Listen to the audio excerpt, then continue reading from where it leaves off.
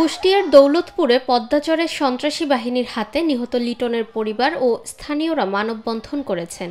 ৩রা November সোমবার দুপুর 12:30টার দিকে ভেড়ামারা উপজেলার নতুনহাট এলাকায় পদ্মা নদীর পাড়ে এই মানববন্ধন অনুষ্ঠিত হয়।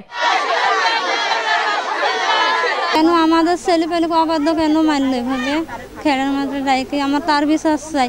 তারা যে ছোট একটা বাচ্চা, আমি এত ছেলে মানুষ বউ, তারা কি অন্যায় করছিল তাদের? আমার নিজের বাপের 35 সম্পত্তি আমার বেটা খেড় কাটতে গেছে, বুঝতে পারছেন? তারা মুমতাজ বাহিনী, বেল্লাল বাহিনী, আমজাদ, পিন্টু আরও সব এইসব বাহিনীরা আমার ছেলের সাথে কথা কাটে আমার ছেলে মার ফেললে। তারা বালু ইয়া অবৈধ গরিব গিনির সয় সম্পদ আজ বাদা 20-20 বছর ধরে এ মাঠে সব খায় নেয়। এতে সন্ত্রাসীদের হাতে নিহত লিটনের পরিবার ছাড়াও কয়েকশো স্থানীয় নারী পুরুষ অংশ নেন।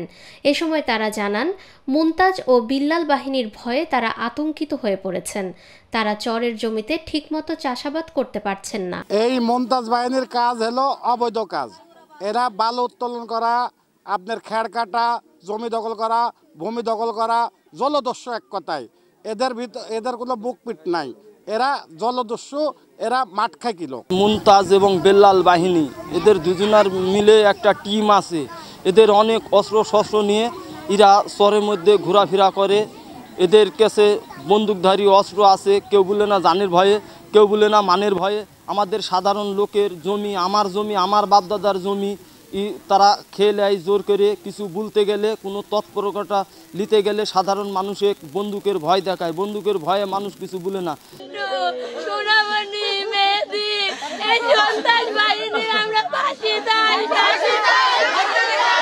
গত 27 অক্টোবর ভেড়ামারা উপজেলার রায়তা নতুনহাট এলাকার বাসিন্দা লিটন পদ্মাচরে নিজের জমিতে খড় কাটতে গেলে সন্ত্রাসীরা তাকে কুপিয়ে হত্যা করে পদ্মা নদীতে ফেলে দেয়। স্থানীয়রা অবিলম্বে এই সন্ত্রাসী বাহিনীর সদস্যদের গ্রেফতার ও দৃষ্টান্তমূলক শাস্তির দাবি জানান।